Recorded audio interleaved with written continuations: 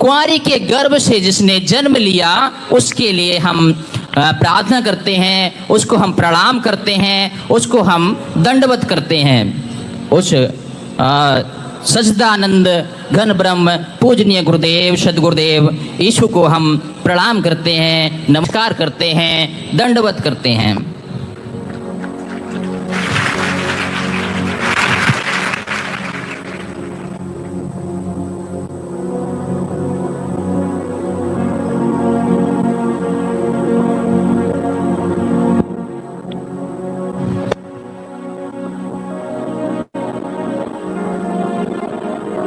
गुरुदेव के प्रिय शिष्य संत पतरस का लिखा हुआ एक हम श्लोक पढ़ेंगे।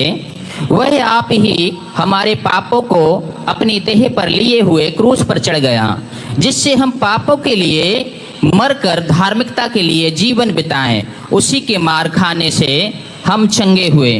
बोलिए सदगुरुदेव की जय, ईशु महाराज की जय। मैं संत सागर संगम, मेरा जन्म ऋषिकेश उत्तराखंड देवभूमि में हुआ और जब मैं 6 वर्ष का था तो एक दुर्घटना में हमारे माता पिता परमेश्वर में विलीन हो गए।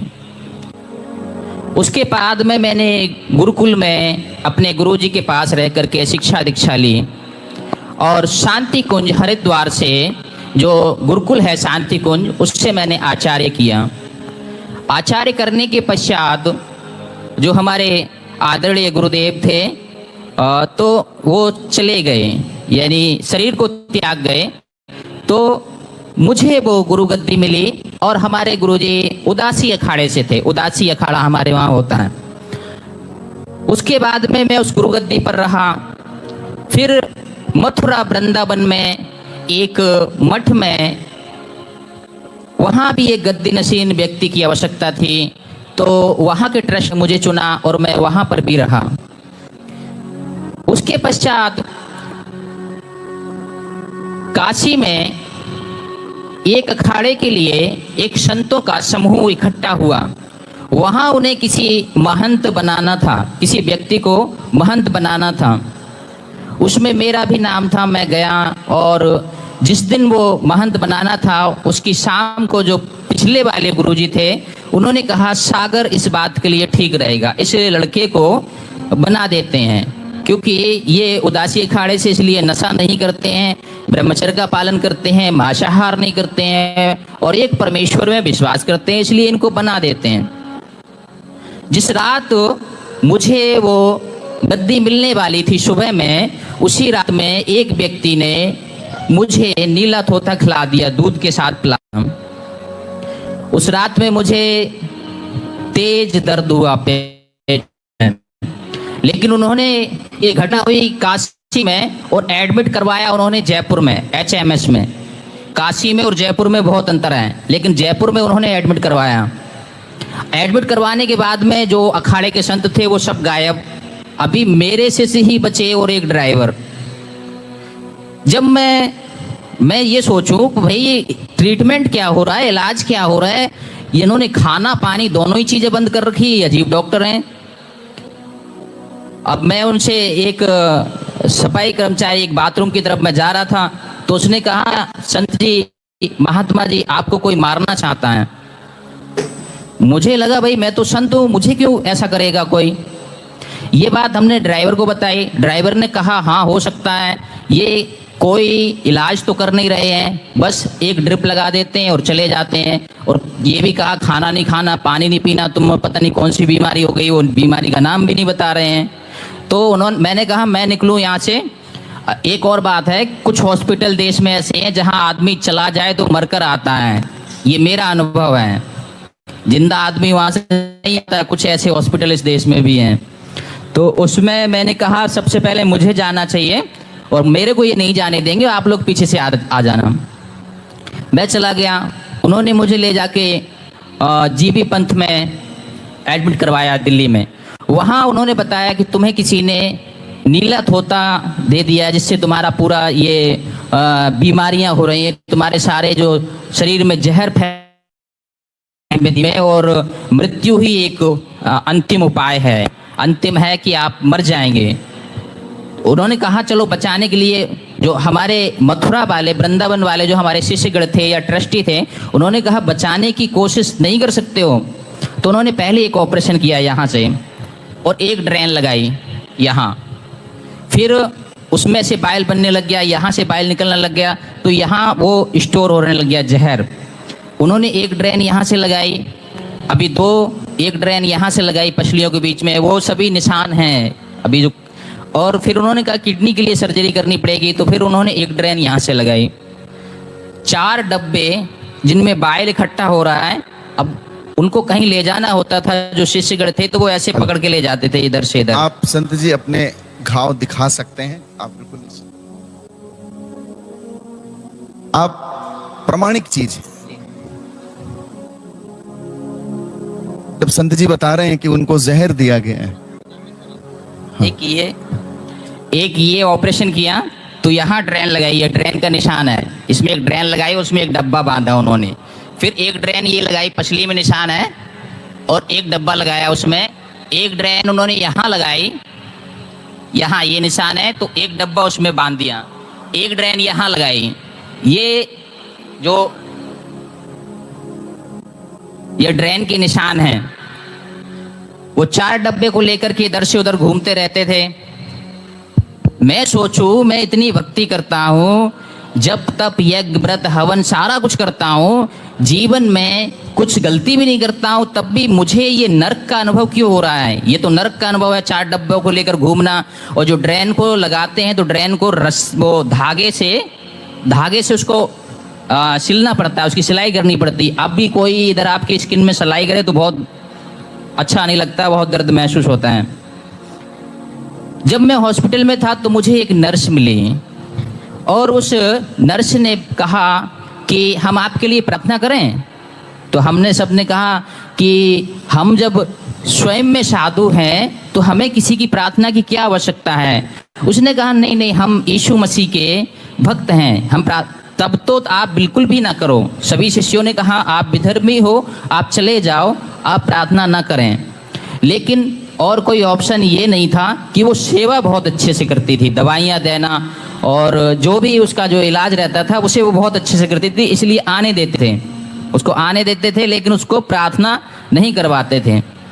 दवाइयाँ ले रहे थे, दवाई के साथ सबसे पहले यज्ञ करवाया, जप करवाया, हवन करवाया, महामृत्युंजय जाप करवाया कि मैं बच जाऊं, महामृत्युंजय जाप करवाया, और जितने भी अनुष्ठान होते हैं सभी करवाए।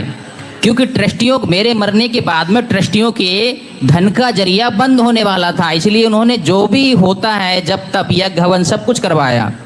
और सारी जो गतिविधियां थी, अश्वमेघ यज्ञ या महामृत्युंजय, जितनी भी कलाकारियां थी, जितने भी धोखेबाजियां थी, सारे करवा के देख लिए, उनसे एक से भी कोई लाभ नहीं हुआ। अंत में एक शिष्य ने बताया निर्मल बाबा के पास चलते हैं, वो बाबा कुछ बता देगा। पहले तो मैंने कहा भाई मैं भी तो बाबा हूँ, मैं संत हूँ। तो उन्होंने कहा नहीं, अभी हो सकता है तुम्हारी जो भक्ति है वो खत्म होने वाली हो, निर्मल बाबा की भक्ति अच्छी होगी, चल उसके पास चलते हैं। उसके पास गए, उन्होंने कहा 5,100 रुपये जमा करो। 5,100 रुपये जमा करवा लिए। और फिर उन्होंने पूछा मुझसे, हाँ जी ये बताइए आपने गन्ना कब से नहीं खाया? तो मैंने कहा भाई मैं 9 से 10 महीने हो गए मुझे हॉस्पिटल में रहती हूँ, मैं गन्ना कैसे खाऊं? अच्छा, गन्ना में कृपा अटकी हुई है, आप गन्ना खा लीजिए और कुछ लोगों को यानी लगभग 20 या 30 लोगों को गन्ना बांट दीजिए। हमने गन्ना खाया जैसे तैसे करके, जबकि गन्ना नहीं खाना चाहिए था मुझे, और उसने 20 लोगों को बताया था, हमने 200 लोगों को बांटा, उससे कोई लाभ नहीं हुआ। अंततः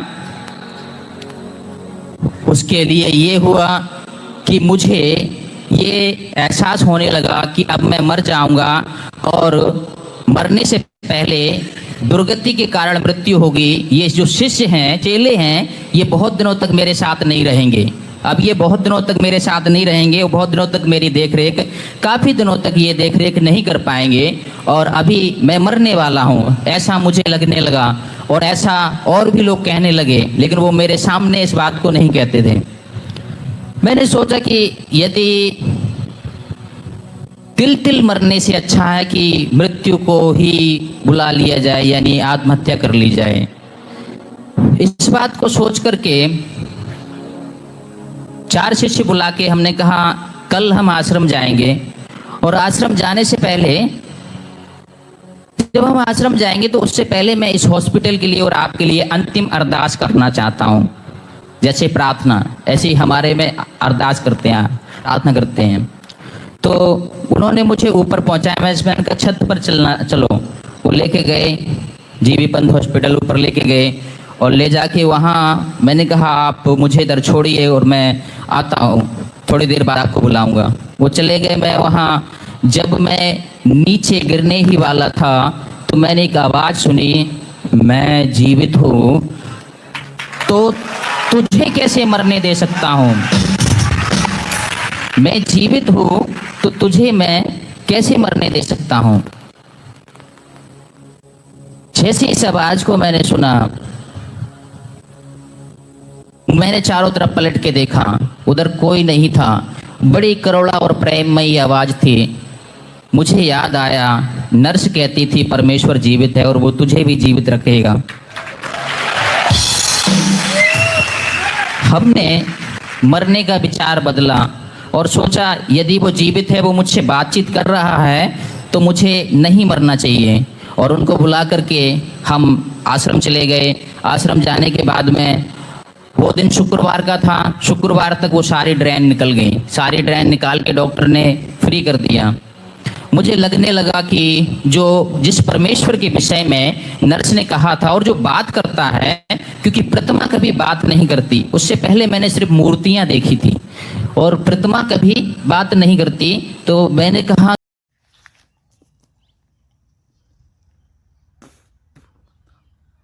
आप सभी को जय मसीह की दोस्तों, मेरा नाम है रोहित कुमार। आप देख रहे हैं जेसस न्यूज़ तक चैनल के माध्यम से, और प्रभु के मीठे वचनों और पवित्र नामों में आपका स्वागत करता हूं। दोस्तों, आप सभी लोगों के बीच में लेके आ चुका हूं एक और सामर्थ्य से भरी अद्भुत गवाही। दोस्तों अगर आज आप लोग इस अद्भुत गवाही को सुनते हैं तो प्रभु आपके जीवन के सारे दुख और तकलीफ़ों को दूर कर देगा।